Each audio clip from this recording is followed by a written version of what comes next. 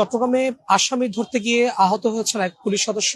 ছুরিকাঘাত করে তাকে আহত করা হয়েছে। মূলত তিনি এখন চট্টগ্রাম মেডিকেল কলেজ হাসপাতালের যে ক্যাজুয়ালিটি বিভাগ সেখানে ভর্তি অবস্থায় আছেন। যদি একটু জানিয়ে রাখতে চাই, মূলত আজকে ঠিক রাত 8টার দিকে চট্টগ্রাম নগরীর যে আমবাগান এলাকা সেখানে অভিযান পরিচালনা করতে গিয়েছিলেন চট্টগ্রামের ডাবলমুরিং থানার উপপরিদর্শক SI মবিনুল ইসলাম, এবং ঠিক তার সাথে তার দলও সেখানে ছিলেন।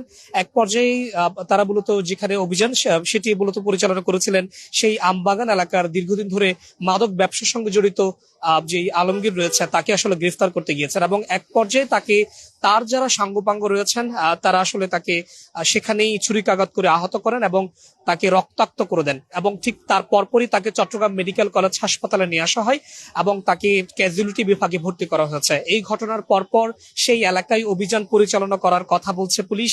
আমরা এখন পর্যন্ত সবশেষ যে তথ্য পেয়েছি, ঠিক এই ঘটনায় মবিনুল ইসলাম তিনি গুরুতরভাবে আহত হয়েছেন। তার পেছনে ছুরিকাঘাত করা হয়েছে, তার মাথার অংশ ছুরিকাঘাত করা হয়েছে এবং তার বিভিন্ন জায়গায় আসলে ছুরির যে দাগ সেটি কিন্তু রয়েছে। এবং ঠিক এটি আসলে বলা হচ্ছে যে আইন শৃঙ্খলা রক্ষাকারী বাহিনীর জন্য একটি হুমকি হয়ে দাঁড়িয়েছে যে চট্টগ্রাম মেডিকেল কলেজ হাসপাতালে বর্তমানে তিনি রক্তাক্ত অবস্থায় আছেন।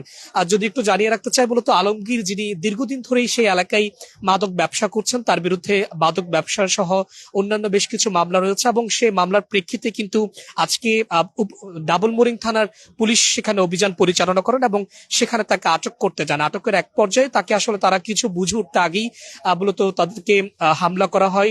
একই সাথে এই হামলার ঘটনায় যিনি উপপরিদর্শক রয়েছেন ডাবলমুরিং থানার মবিনুল ইসলাম, তাকে একেবারে গুরুতরভাবে রক্তাক্ত করা হয়েছে। এবং ঠিক এই ঘটনার পরপর আমরা দেখেছি চট্টগ্রাম মেট্রোপলিটন পুলিশের কমিশনার তিনিও এখানে দেখতে এসেছেন এবং ঠিক পুলিশ কর্মকর্তা অন্যান্য যারা রয়েছেন তারাও কিন্তু তাকে দেখতে চট্টগ্রাম মেডিকেল কলেজ হাসপাতালে এসেছেন।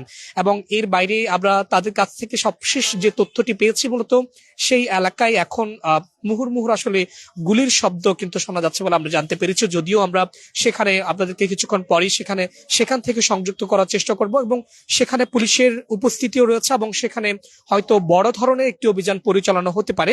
সেখান থেকেই মূলত যারা এই হামলার সঙ্গে জড়িত তাদেরকে গ্রেফতারের জন্য যে পুলিশের পক্ষ থেকে অভিযান সেটিও কিন্তু পরিচালনা করা হবে।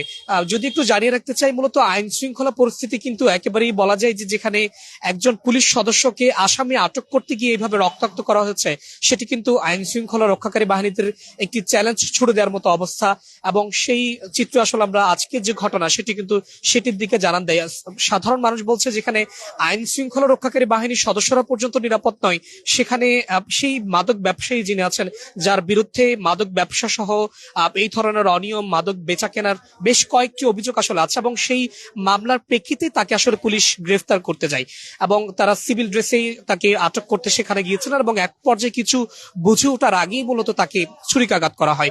এখন তার অবস্থা মোটামুটি চিকিৎসাধীন অবস্থায় আছেন, তবে তিনি শঙ্কামুক্ত আছেন। যদিও তার মাথায় রক্তাক্ত করা হচ্ছে, তার শরীরের বিভিন্ন জায়গায় ছুরির দাগ রয়েছে, ছুরিকাঘাত করা হয়েছে এবং তার সাথে যে পুলিশ সদস্যরা ছিলেন তারা মূলত বলছিলেন যে আজকে ঠিক রাত 8টার দিকে তাকে গ্রেফতার করতে যায়। বিশেষ করে চট্টগ্রামের যে আমবাগান এলাকা, এটি বলা যায় চট্টগ্রামে যে সকল জায়গায় মাদক বিক্রি হয় সেই সব জায়গার মধ্যে অন্যতম একটি জায়গা। এগুলো বলা যায় যে রেড স্পট হিসেবে কিংবা রেড সিগন্যাল হিসেবে বলা হয় যে এখানে সবচেয়ে বেশি মাদক বেচা কেনা হয় এবং এটি আজকে কালকের নয়, এটি দীর্ঘদিনের একটি সাম্রাজ্য বলা যায়। চট্টগ্রামের আমবাগান এলাকার অলিগলিতে কিন্তু এই ধরনের মাদক বিক্রি সহ বেশ কয়েকটি দেহ ব্যবসা এবং এই ধরনের ব্যাপক অনিয়মের খবর কিন্তু এর আগেও অনেকবারই দেখা গেছে। সেখানে দেখা গেছে যে দলীয় কোন দলে অনেকেই সেখানে গুলি কিংবা এই ধরনের সংঘর্ষের ঘটনা এর আগেও ঘটেছে। আজকে সবশেষ একজন পুলিশ সদস্যকে আহত করা হয়েছে এবং এই ঘটনায় আইন শৃঙ্খলা রক্ষাকারী বাহিনীর উপর একটি চ্যালেঞ্জ ছুড়ে দেওয়ার মতো ঘটনা কিন্তু বলা যায়। ঠিক আমরা চট্টগ্রাম মেডিকেল কলেজ হাসপাতালে যে তথ্য অনুযায়ী যে তথ্যটি পেয়েছি, এখানে তাকে রক্তাক্ত অবস্থায় ঠিক 8:30 থেকে 9টার দিকেই চট্টগ্রাম মেডিকেল কলেজ হাসপাতালে নিয়ে আসা হয় এবং এখান থেকে তাকে দ্রুতই চট্টগ্রামের যে ক্যাজুয়ালিটি বিভাগ সেখানে রাখা হচ্ছে এবং তার অবস্থা এখন মোটামুটি শঙ্কামুক্ত আছে। যদিও চিকিৎসকরা তাকে তার যে চিকিৎসা সেটি কিন্তু এখনো পর্যন্ত চলমান রয়েছে। এর পরবর্তীতে আমরা দেখেছি চট্টগ্রাম মেট্রোপলিটনের পুলিশ কমিশনার তিনিও এখানে পরিদর্শনে এসেছেন এবং তিনি একটি বিষয় যেটি বলছিলেন যে যারা দোষী কিংবা যারা এই ঘটনার সঙ্গে সম্পৃক্ত, এই হামলার সঙ্গে সম্পৃক্ত, তাদেরকে অতি দ্রুত চিহ্নিত করে তাদেরকে গ্রেফতার করার যে অভিযান সেটিও কিন্তু পুলিশের পক্ষ থেকে নেওয়া হবে। তবুও স্থানীয় কিংবা সাধারণ মানুষের মধ্যে এক ধরনের উদ্বেগ কিন্তু থেকে যায়, যেখানে সাধারণ মানুষ যেখানে আসলে আইন শৃঙ্খলা রক্ষাকারী বাহিনী নিরাপদ নয়, সেখানে এমন একটি জায়গায় কিভাবে সাধারণ মানুষ নিরাপদ থাকবে সেইটি এখন একটি বড় প্রশ্ন হয়ে দাঁড়িয়েছে। তো এই ছিল আমার কাছে চট্টগ্রাম মেডিকেল থেকে চট্টগ্রামে যে আজকে একজন আসামিকে আটক করতে গিয়ে পুলিশ সদস্য আহত হয়েছেন সেটির সবশেষ। বাংলা নিউজ থেকে এই ছিল আমার কাছে।